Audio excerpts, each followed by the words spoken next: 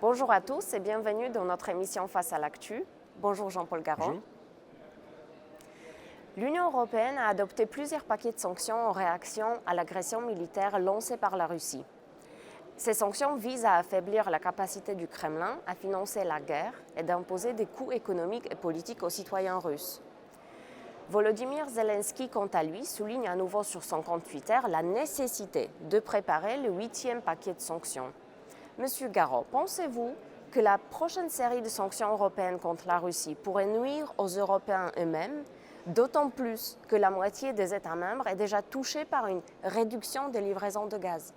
Alors bien sûr, nous condamnons l'agression russe vis-à-vis de l'Ukraine, mais là on est en train de parler d'un 8e paquet de sanctions et nous voyons quand même qu'il y a une évolution très préoccupante, notamment par rapport à l'énergie, puisque nous voyons qu'on nous annonce quasiment des rationnements. L'hiver arrive et nos concitoyens vont être obligés certainement de se rationner et peut-être même d'avoir des coupures d'électricité.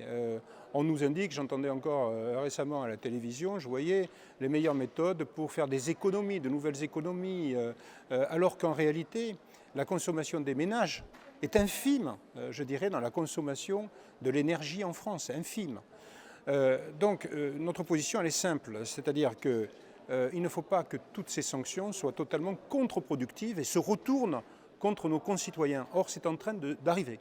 Donc vous pensez réellement que les citoyens français pourront s'attendre à une coupure d'électricité, de gaz, puisque n'oublions pas qu'une proportion considérable de gaz sert directement à produire de l'électricité. Bien sûr. C'est-à-dire qu'il y a un double phénomène, si vous voulez. D'un côté, il y a ces sanctions contre la Russie qui sont contre-productives, parce qu'en réalité, même la Russie d'ailleurs a accru ses recettes en matière donc d'énergie, puisque actuellement ça tourne à 158 milliards d'euros, bien plus qu'auparavant, parce qu'elle a ouvert, elle a trouvé de nouveaux débouchés, donc ça ne sert pas à grand-chose, je dirais, par rapport aux sanctions même contre la Russie. Et l'autre phénomène, c'est que nous, en France, par contre, comme on a arrêté l'énergie nucléaire, on l'a arrêté pas en totalité, heureusement, mais en grande partie, puisqu'actuellement il y a 32 réacteurs nucléaires qui sont à l'arrêt, puisque M. Macron a pris la décision d'arrêter un certain nombre de réacteurs, de fermer Fessenheim, ce qui est un scandale. Nous nous retrouvons aujourd'hui dans la situation où nous sommes victimes de ces deux phénomènes, si vous voulez. Nous n'avons plus d'approvisionnement d'un approvisionnement que nous avions, et en même temps, macronistes, nous n'avons pas évidemment la production d'énergie nucléaire qui est la plus décarbonée et la moins chère. Donc les solutions que vous proposeriez aujourd'hui? La solution, c'est ce que nous avons toujours dit. Nous avions une avance considérable en matière d'énergie nucléaire. Il faut bien entendu redémarrer des centrales sous des conditions de sécurité naturellement qui doivent être strictement observées. Mais il faut qu'elle redémarre pour qu'on puisse avoir bien entendu une énergie qui soit moins chère.